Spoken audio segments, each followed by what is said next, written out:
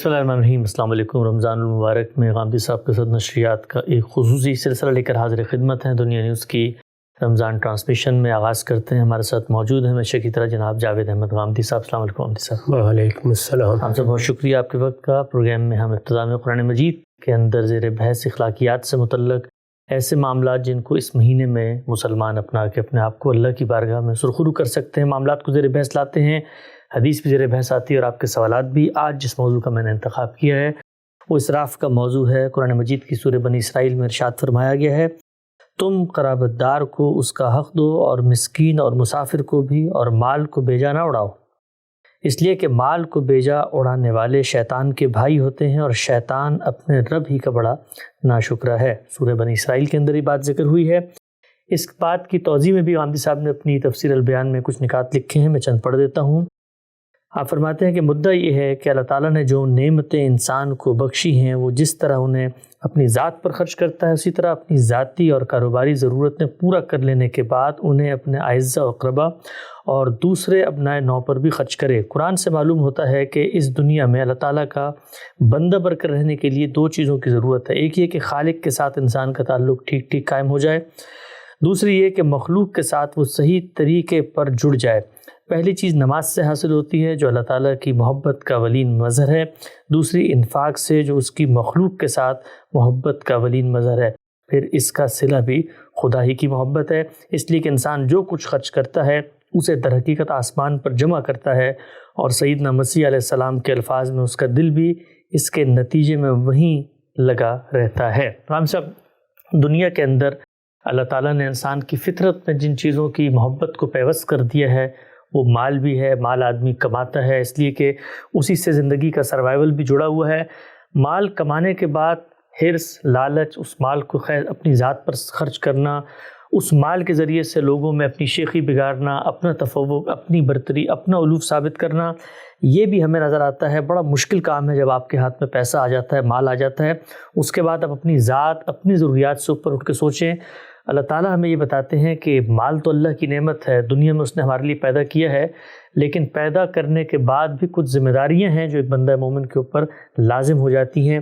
اسراف کا یہاں پہ ذکر ہوا، کچھ تفصیل فرمائیے گا۔ اللہ تعالیٰ نے جس طرح کہ میں نے یہاں وضاحت کی ہے، دو ہی چیزوں پر اپنے دین کی پوری ہدایت کی بنا قائم کی ہے۔ ایک یہ کہ ہم اپنے پروردگار کو پہچانیں، اس کی سچی معرفت حاصل کریں، پھر یہ سمجھیں کہ اس کے ساتھ ہمارے تعلق کی کیا نوعیت ہے، اور جب یہ سمجھ لیں تو اپنے دل سے، اپنی زبان سے، اپنے اعمال سے، اپنے اعضاء و جوارح سے اس کا اظہار بھی کریں۔ اس سے عبادات وجود میں آ جاتی ہیں۔ دوسری بڑی چیز یہی ہے کہ اس دنیا میں معیشت کے باب میں اللہ تعالیٰ نے یکساں معاملہ نہیں کیا، یعنی ایسا نہیں ہے کہ سب کے سب لوگ سونے کا چمچہ منہ میں لے کے پیدا ہو جائیں۔ لوگوں کے حالات میں تفاوت ہے، لوگوں کو جو کچھ ماضی سے حاصل ہوتا ہے اس میں بڑا تفاوت ہے، لوگوں کی صلاحیتوں میں بڑا فرق ہے۔ اس کا نتیجہ یہ نکلتا ہے کہ کچھ لوگ اس دوڑ میں بہت آگے چلے جاتے ہیں، کچھ پیچھے رہ جاتے ہیں۔ یہ تو بالکل صحیح ہے کہ سوسائٹی کو، معاشرے کو ایسا اہتمام کرنا چاہیے کہ لوگوں کے لیے منصفانہ مواقع رہیں، لوگ اپنی صلاحیت کے لحاظ سے معیشت کی جدوجہد کر سکیں۔ اس کا اگر کوئی نتیجہ نکلے تو اس کے راستے میں کوئی رکاوٹیں نہ پیدا کی جائیں۔ یہ سب ہوگا، لیکن کس حد تک ہوگا؟ اتنا ہی ہو سکتا ہے جتنا انسان کی حد وسع میں ہے۔ اس سب کے باوس لوگ پیچھے رہ جائیں گے۔ تو اللہ تعالیٰ نے یہ بتایا ہے کہ ہم نے یہ فرق اسی لیے رکھا ہے کہ دنیا میں ابتلاء کا قانون کار فرما رہے۔ اس کا نتیجہ یہ ہے کہ جس کو دیا ہے اسے بھی ہمیشہ یہ چیز پیش نظر رکھنی چاہیے کہ یہ میرے پروردگار کی عنایت ہے، میرا کوئی استحقاق نہیں تھا۔ میں نے اگر کچھ محنت کی ہے تو اس محنت کو برابر اسی نے کیا ہے۔ دنیا میں کتنے لوگ ہیں کہ جو اپنی ساری قوت نچوڑ دیتے ہیں لیکن نتیجہ نہیں نکلتا۔ یہاں جو قوانین کار فرما ہے وہ اس طرح کے نہیں ہیں کہ ہر حال میں ریاضیاتی قاعدوں پر نتیجہ خیز ہو جائیں گے، ان میں بھی بڑا تفاوت باقی رہتا ہے۔ تو یہ میرے رب کی عنایت ہے، یہ اس کا کرم ہے، اس نے مجھے دیا ہے تو اب میری کچھ ذاتی ضرورتیں ہیں، کچھ کاروباری ضرورتیں ہیں، کچھ حال کی ہیں، کچھ مستقبل کی ہیں۔ ان سے زائد اگر مجھے کچھ ملا ہے تو یہ معاشرے کا حق ہے۔ یہی بات پیغمبروں نے بتائی ہے کہ اسی لیے انفاق، اللہ کی راہ میں خرچ کرنا، دوسروں کی ضرورت کا خیال رکھنا، بلکہ بنیادی اخلاقیات میں اس کو شامل کر دیا کہ وَإِيتَاءِ ذِي الْقُرْبَىٰ۔ قرآن مجید نے یہ بتایا کہ تمہیں اپنے اعزاء اقربا کی ضرورتیں پوری کرنی ہیں، اپنے دائیں بائیں دیکھنا ہے کہ کوئی عزیز، کوئی قریبی وہ کسی ایسی ضرورت میں محتاج تو نہیں ہو گیا جو اس کے لیے جینا ہی دوبر کر دے۔ تو تم آگے بڑھو، اگر اللہ نے تمہیں کچھ زیادہ دیا ہے تو یہ سمجھو کہ اس میں ان لوگوں کا حق ہے۔ وَفِي أَمْوَالِكُمْ حَقٌّ لِلسَّائِلِ وَالْمَحْرُومِ، اس حق کو خوش دلی کے ساتھ اور فراخی کے ساتھ ادا کرنے کی صحیح کرو۔ اسی کو ہمارے ہاں انفاق کہا جاتا ہے۔ بالعموم لوگ یہ خیال کرتے ہیں کہ ہم نے اگر زکوٰۃ دے دی تو یہ حق ادا کر دیا۔ انفاق اس سے بہت برتر چیز ہے۔ زکوٰۃ تو وہ لازمی حق ہے جو اللہ تعالیٰ نے سوسائٹی کے حوالے سے عائد کر دیا ہے، یعنی چونکہ ریاست کا ایک نظم قائم ہونا ہے، معاشرے نے اپنی تنظیم کرنی ہے، اس کی ضرورتوں کے لیے زکوٰۃ لازم کی گئی ہے۔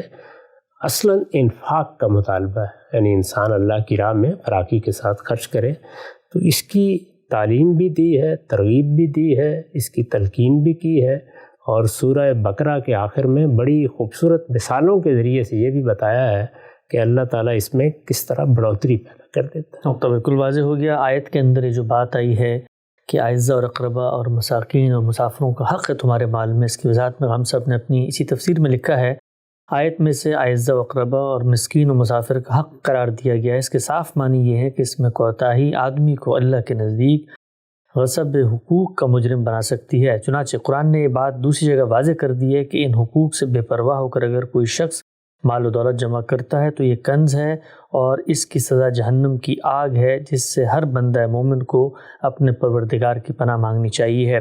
اسی آیت میں آگے یہ بات زیر بحث آئی تھی کہ آپ لوگوں کو خرچ اخراجات میں اعتدال کا رویہ اپنانا چاہیے ہے، بے پرواہ ہو کر سب چیزیں خرچ نہیں کر دینی چاہیے۔ اس کی وضاحت میں بھی ہم سب نے لکھا ہے، یہ اس لیے فرمایا ہے کہ انفاق فی سبیل اللہ کی توفیق انہی لوگوں کو ملتی ہے جو اپنے اخراجات میں اعتدال کا رویہ اختیار کرتے اور اللہ تعالیٰ جو رزق انہیں عطا فرماتا ہے اس کو اپنی کسی تدبیر و حکمت کا نہیں بلکہ اللہ کی عنایت کا نتیجہ سمجھتے ہیں۔ اس کی وجہ یہ ہے کہ جو شخص اپنی ضرورتوں کے معاملے میں اعتدال اور توازن کا رویہ اختیار نہیں کرتا، اسے اپنے ہی شوق پورے کرنے سے فرصت نہیں ملتی کہ دوسروں کے حقوق ادا کر پائے۔ ہم نے یہ دیکھا ہے دنیا کے اندر دولت تو اللہ تعالیٰ دے ہی دیتے ہیں، بہت بڑی تعداد میں اس وقت بھی دنیا میں موجود ہے، ان کے پاس مال ہیں، آسائشیں ہیں، اپنی ضروریات کو پورا کر کے زائد پیسہ بھی مل جاتا ہے۔ ہمارے ممالک کا حال اس سے ذرا مختلف ہے، لیکن پوری دنیا کے اندر مسلمانوں کی یہ نوعیت نہیں۔ عالم عرب کو دیکھیں، ترکی کو دیکھیں، ملیشیا کو دیکھیں، لیکن مال ملنے کے بعد خرچ کرنے کا جو جذبہ ہے یہ دیکھا گیا ہے کہ بڑے بڑے امراء میں، بڑے بڑے سلطانوں رئیسوں کے اندر پیدا نہیں ہوتا۔ خرچ کرنے کا جذبہ کیا بچپن سے آدمی میں پیدا کیا جائے، ایک عادت کے جیسے نماز کی ایک عادت ڈالی جاتی ہے، اس طرح خرچ کرنے کی بھی عادت، کیونکہ کسی دوسرے پہ خرچ کرنا بظاہر کوئی آپ کو منفع دے نہیں رہا ہوتا وہاں پہ۔ جتنے بھی محاسن اخلاق ہیں ان کی تربیت کی ضرورت ہوتی ہے، تاہم اللہ تعالیٰ نے طبائع میں فرق رکھا ہے۔ بعض لوگوں کے ہاں چیزوں سے متعلق وہ لگاؤ نہیں ہوتا کہ یہ میری ہے اور اس کو مجھے اپنے جگہ رکھنا ہے اور مجھے کسی اور کو نہیں دینی ہے اور میں اس کو استعمال نہیں کرنے دوں گا۔ اور بعض لوگ ہیں کہ ان کے ہاں اس طرح کا ایک شح ہوتا ہے طبیعت میں، اس کو قرآن نے بیان بھی کیا ہے۔ تو طبیعت میں جو خرابیاں ہوتی ہیں ان کو بھی تربیت سے درست کیا جا سکتا ہے، اور جو خوبیاں ہوتی ہیں ان کو بھی تربیت سے بڑھایا جا سکتا ہے اور اعتدال میں بھی رکھا جا سکتا ہے۔ اصلی چیز یہ ہے کہ دین کی ہدایت کو سامنے رکھ کر ہم اپنی تربیت اس طریقے سے کریں، اور بچپن ہی سے کرنی چاہیے، یعنی والدین کریں گے، اعزاء اقربا کریں گے، ہمارا ماحول کرے گا۔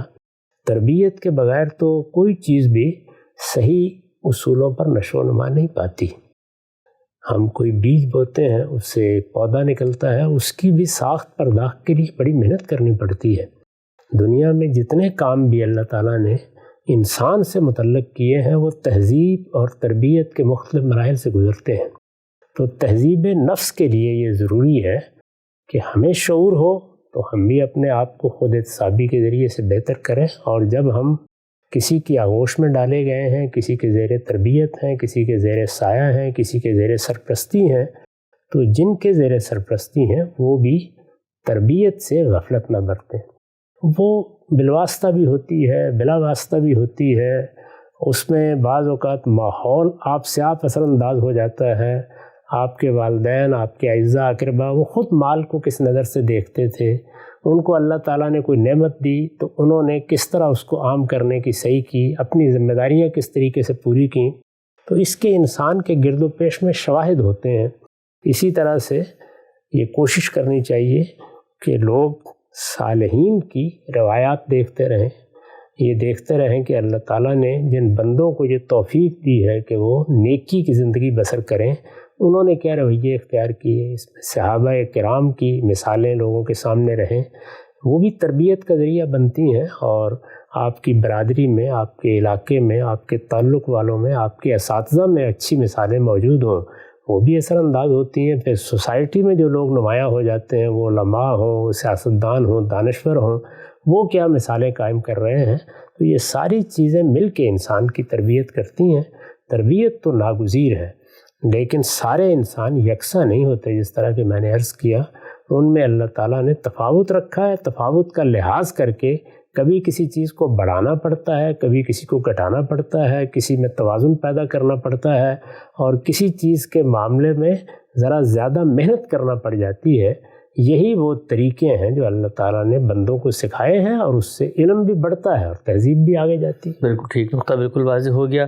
قرآن مجید کی سورہ اعراف میں بھی یہی بات بیان ہوئی ہے۔ اللہ تعالیٰ کو ہر چیز میں اعتدال پسند ہے، حد سے متجاوز رویہ اللہ کو پسند نہیں ہے۔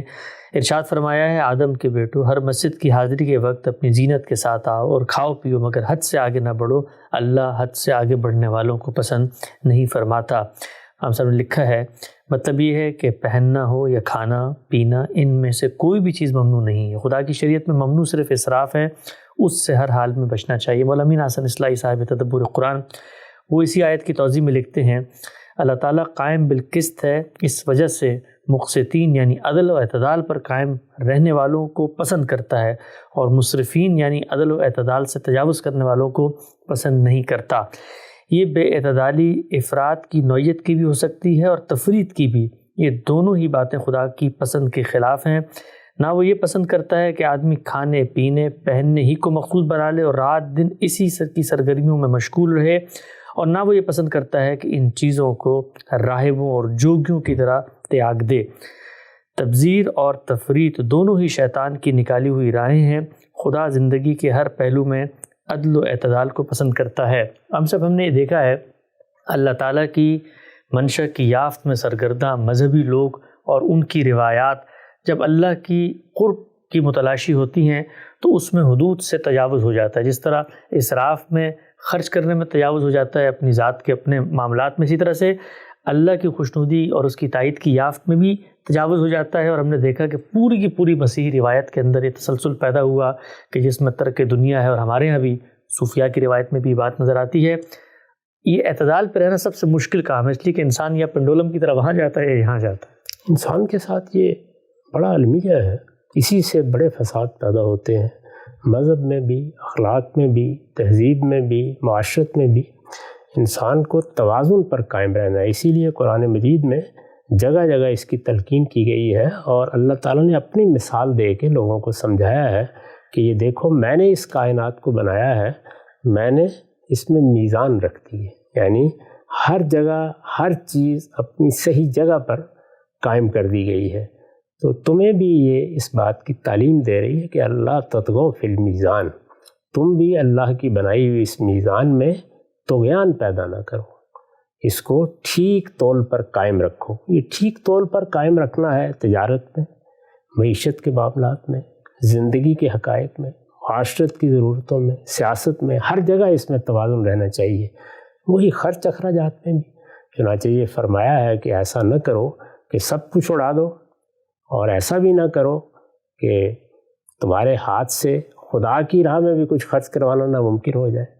تو دونوں چیزوں میں توازن رہنا چاہیے، یعنی بندہ اپنے اعزاء اقربا پر بلکہ اپنی ذات پر بھی اگر اللہ نے اس کو دیا ہے تو فراخی کے ساتھ خرچ کرے، اور اس کے بعد اللہ کے بندوں کی طرف بھی توجہ رکھے کہ اس کے گرد و پیش میں، اس کے اعزاء میں، اس کے احباب میں کون ضرورت مند ہیں جن کی کوئی ضرورت وہ پوری کر سکتا ہے، پھر اللہ پر بھروسہ کر کے ان کی ضرورتیں پوری کرے، اللہ اس کی ضرورتیں پوری کرے گا۔ ٹھیک، اگر ہم سب ایک آخری پہلو یہ بیان کیجیے گا، مال کسی کے پاس اپنی ضرورت سے زیادہ ہے، وہ اللہ کی راہ میں خرچ کرے اعتدال کے ساتھ، اللہ اس کا اجر دیں گے، لیکن زیادہ اجر تو اس بات کا ہونا چاہیے نا کہ آپ کے پاس آپ کی ضرورت کا ہی مال ہے، آپ اپنی ضرورت کو کاٹ کر اللہ کے راستے میں دیتے ہیں، تو اس میں تو زیادہ مشقت اور زیادہ جس کو آپ کہتے ہیں رضامندی کی طلب ہے، تو اس کا اجر بھی زیادہ ہونا چاہیے۔ اس میں کیا شک ہے، وہ تو بتا دیے گا، لو کان بہم خصاصہ، یعنی وہ لوگ کہ جو اپنی ضرورت کو بھی روک لیتے ہیں۔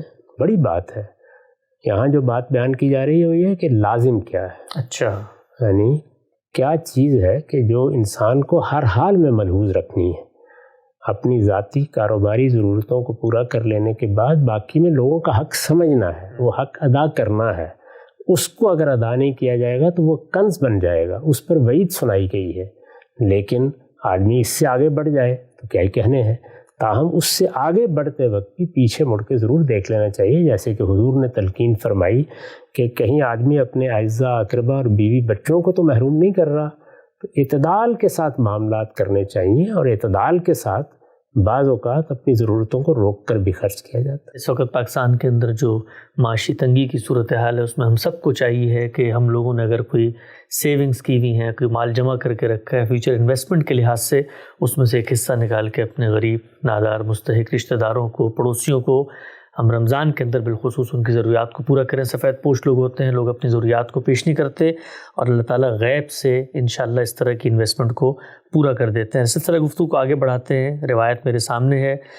ارشاد فرمایا، عبداللہ بن سلام بیان کرتے ہیں کہ نبی صلی اللہ علیہ وسلم جب مدینہ تشریف لائے تو لوگ آپ کو دیکھنے کے لیے امڑ آئے اور ایک دوسرے سے کہنے لگے کہ اللہ کے رسول آ گئے، اللہ کے رسول آ گئے۔ وہ کہتے ہیں کہ میں بھی ان کے ساتھ باہر نکلا، پر جب میں نے آپ کا چہرہ دیکھا تو مجھے اسی وقت اندازہ ہو گیا کہ یہ چہرہ کسی جھوٹے آدمی کا چہرہ نہیں ہو سکتا۔ اس موقع پر پہلی بات جو آپ کی زبان سے میں نے سنی وہ یہ تھی کہ آپ نے فرمایا، لوگوں سلام کو عام کرو، بھوکوں کو کھانا کھلاؤ، رشتہ داری کا حق ادا کرو اور نماز کا اہتمام رکھو۔ اس وقت بھی جب لوگ سو رہے ہوتے ہیں تم یہ کرو گے تو سلامتی کے ساتھ جنت میں داخل ہو جاؤ گے۔ سبحان اللہ۔ ہم سب بیان فرمائیے گا، بڑی ایک انہوں نے اپنا تجربہ بیان کیا کہ جب میں نے چہرہ دیکھا رسالت محمد صلی اللہ علیہ وسلم کا تو چہرہ دیکھتے ہی مجھے یہ احساس ہو گیا کہ کسی جھوٹے آدمی کے چہرے نہیں۔ یہ کیسے ہے؟ اس کا تو ہمیں روزانہ تجربہ ہوتا ہے۔ انسان جو کچھ بھی ہوتا ہے اس کے چہرے پر، اس کے لباس میں، اس کی گفتگو میں اس کے آثار نمایاں ہو جاتے ہیں۔ یہ صحیح ہے کہ بعض لوگ اپنی اصلیت چھپانے میں کامیاب رہتے ہیں، لیکن بہت کم۔ زیادہ تر یہی ہوتا ہے کہ اوباش لوگوں کی اپنی ایک حیت بن جاتی ہے، جھوٹے لوگوں کی اپنی، لوگوں کو دھوکہ دینے، فریب کرنے والوں کی اپنی۔ اللہ کا پیغمبر تو ہم یہ جانتے ہیں کہ وہ خیر الناس ہوتا ہے۔ اللہ تعالیٰ کسی قوم کے افراد میں سے بہترین شخص کا انتخاب کرتے ہیں۔ یہ بتایا ہے کہ اللہ تعالیٰ ایسے ہی یہ تاج کسی کے سر پر نہیں رکھتے تھے۔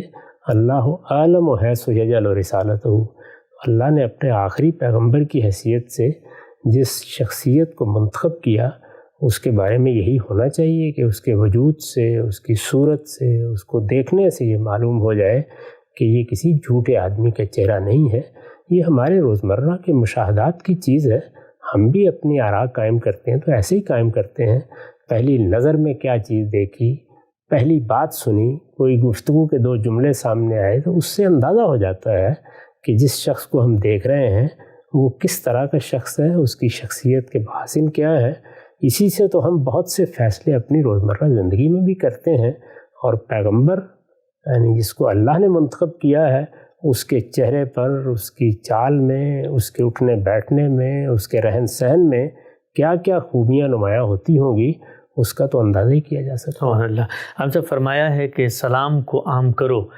ظاہری بات ہے اس وقت جو صورتحال ہے، مکے سے کافی سارے لوگ ہجرت کر کے آ رہے ہیں، تنگ دست بھی ہیں، نادار بھی ہیں، ان کی ذمہ داریاں بھی اٹھانی ہیں۔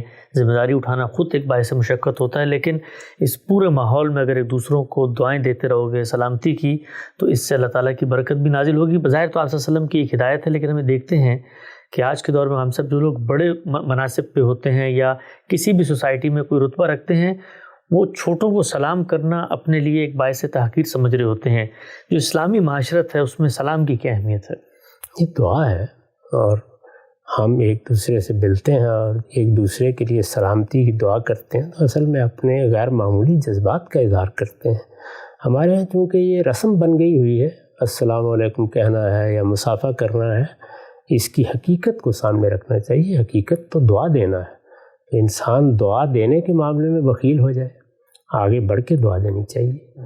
اگر آپ بڑے ہیں تب بھی آگے بڑھیے، چھوٹے ہیں تب بھی آگے بڑھیے. چھوٹا اگر آگے بڑھتا ہے تو وہ اپنی سعادت مندی کا ثبوت دیتا ہے. بڑا اگر آگے بڑھتا ہے اور سلام میں پہل کرتا ہے تو وہ اپنی شفقت کا اظہار کرتا ہے، محبت کا اظہار کرتا ہے، تواضع کا اظہار کرتا ہے. تو یہ دعا ہے اور بڑی خوبصورت دعا ہے جو ہم ہر ایک کو ملتے وقت دے رہے ہوتے ہیں. اگر اس کے معنی پر غور کر کے یہ دعا دیں تو اس سے خود ہمیں یہ سبق ملتا ہے کہ ہماری ہاتھ سے اور ہماری زبان سے ہر شخص کو محفوظ رہنا چاہیے. ہم دوسروں کو سلامتی کی دعا دیتے ہوئے یہ کیسے کر سکتے ہیں کہ اس کا مال ہڑپ کرنے کے منصوبے بنائیں، اس کو نقصان پہنچانے کی کوئی تدبیر کریں، کسی کے خلاف خواہ وہ اس کی عزت کا معاملہ ہو، مال کا ہو، جان کا ہو، کوئی سازش کرنے کی صحیح کریں. سلامتی اگر ہماری پوری سوسائٹی میں عام ہوتی ہے اور یہ سلامتی ہے جو ہر ایک کی زبان پر ہے تو اس کے کچھ نتائج نکلنے چاہیے. لیکن ہوتا وہی ہے کہ چیزیں بالعموم رسم بن جاتی ہیں اور ان کی حقیقت پر لوگوں کی نگاہ نہیں رہتی. جی، آپ صلی اللہ علیہ وسلم نے جو باتیں یہاں پہ فرمائیں ان میں سلام کو عام کرو، بھوکوں کو کھانا کھلاؤ، رشتہ داری کا حق ادا کرو اور نماز کا اہتمام رکھو. ہم سب نماز کا اہتمام ظاہری بات ہے اللہ کے حقوق میں سے ہے. اللہ تعالیٰ نے ہم پر جو چیزیں لازم کر دی ہم نے ان کو ادا کرنا ہے. لیکن آپ نے جو پہلے باتیں بتائیں وہ بندوں کے حقوق سے متعلق تھیں. گویا اللہ کے حق کو بعد میں بیان کیا اور جو بندوں کے حقوق تھے اس کو آپ نے پہلے بیان کیا ہے. دونوں اسالیب اختیار کیے ہیں، قرآن نے بھی اختیار کیے ہیں اور رسول اللہ نے بھی اختیار کیے ہیں. سورہ بلد میں بھی یہی طریقہ اختیار کیا ہے. یعنی کسی چیز کی اہمیت بعض اوقات واضح کرنا مقصود ہوتا ہے. اگر آپ ویسے ترتیب کے لحاظ سے دیکھیں تو سب سے بڑا اور سب سے پہلا حق اللہ کا ہے. لیکن مخاطبین کے لحاظ سے اس وقت ہمیں کس بات کی طرف ترغیب دلانی ہے، لوگوں میں کیا کمی ہے یا کون سی چیز ہے جس کو مقدم کر کے اگر وہ سمجھیں گے تو اس کے ان کے دل پر یا ان کی شخصیت پر یا ان کی سیرت پر اچھے اثرات ہوں گے. ایک حکیم شخص بعض اوقات ان سب چیزوں کا بات کرنے میں خیال رکھتا ہے. تو وہاں بھی دیکھ لیجیے سورہ بلد میں بھی اسی طرح کیا ہے کہ پہلے یہ بتایا ہے کہ ایک بڑی گھاٹی دنیا میں انسان کو چڑھنی ہوتی ہے اور وہ کیا ہے، اس میں دیکھیے غلاموں کی آزادی کو مقدم کر دیا ہے. لوگوں کی گردنیں چھڑاؤ اور یتیموں کے سر پر ہاتھ رکھو اور مسکینوں کو کھانا کھلاؤ. اور پھر یہ کہا ہے کہ انسان نے جب اس چیز کو سمجھ لیا تو اب گویا اس نے ایمان کی حقیقت کو پا لیا، کیونکہ ایمان کی حقیقت کا ظہور بھی تو ہمارے عمل میں ہونا ہوتا ہے. تو اعمال کو پہلے بیان کر کے پھر اللہ تعالیٰ کی طرف توجہ دلا دی جائے. حدیث کے بعد ایک دو متفرق سوالات بھی لے لیتے ہیں ہم سب. یہ سوال ہے کہ حکومتی سطح پر کیا مسلمان حکمرانوں کی ذمہ داری ہے قرآن مجید کی اشاعت کا اہتمام کریں اور دنیا تک اسے پہنچائیں؟ اس میں کیا شبہ ہے کہ مسلمانوں کا کوئی بھی معاشرہ ہوگا تو اس کو یہ اہتمام کرنا چاہیے. امت مسلمہ کی تو سب سے بڑی ذمہ داری یہی ہے. اس وقت جو مسلمانوں کے نظم مختلف جگہوں پر بنتے ہیں وہ اسی امت کے جزوی نظم ہے. اگر آپ اس کو اس کی کلیت کے لحاظ سے دیکھیں تو مسلمان امت کو اسی منصب پر فائز کیا گیا کہ وہ لوگوں کے لیے دین کی گواہ بن کے رہے گی. لِتَكُونُوا شُهَدَاءَ عَلَى النَّاسِ وَيَكُونَ الرَّسُولُ عَلَيْكُمْ شَهِيدًا. یہ ذمہ داری سب سے بڑھ کر تو اہل عرب کی ہے، اس لیے کہ ان کے علاقے کو اسی مقصد کے لیے خاص کیا گیا ہے، وہاں توحید کا مرکز بنایا گیا ہے. ان کی اولین ذمہ داری یہی ہے کہ وہ بیت اللہ کی طرف لوگوں کو بلائیں اور قرآن مجید کو عام کریں. قرآن مجید ہی اصل میں دعوت کی بنیاد ہے. اللہ تعالیٰ نے بہت وضاحت کے ساتھ یہ بتا دیا ہے کہ ذکر بالقرآن من یخاف وعید. ہمیں اللہ کی کتاب لے کر غیر مسلموں تک خدا کا پیغام پہنچانا ہے. میری یا آپ کی تقریریں اور ہماری تصنیفات اور کتابیں یہ ثانوی حیثیت رکھتی ہیں اور یہ بعد میں زیر بحث آنی چاہیے. جب کوئی اللہ کے دین کی طرف متوجہ ہو جاتا ہے تو اب اس کو تعلیم و تربیت کی ضرورت ہوتی ہے. اس میں ظاہر ہے کہ پھر دین کو بھی سمجھنا ہے، تفسیریں بھی پڑھنی ہیں. پہلا مرحلہ یہی ہے کہ لوگوں تک اللہ کی کتاب پہنچے. اس کا اہتمام ہر سطح پر کرنا چاہیے. نقطہ بالکل واضح ہو گیا. رمضان کے اندر نشست کا سلسلہ جاری ہے، وقت یہاں پہ ختم ہوتا ہے. کل دوبارہ اسی وقت حاضر خدمت ہوں گے. اب تک آپ لوگ کا بہت شکریہ.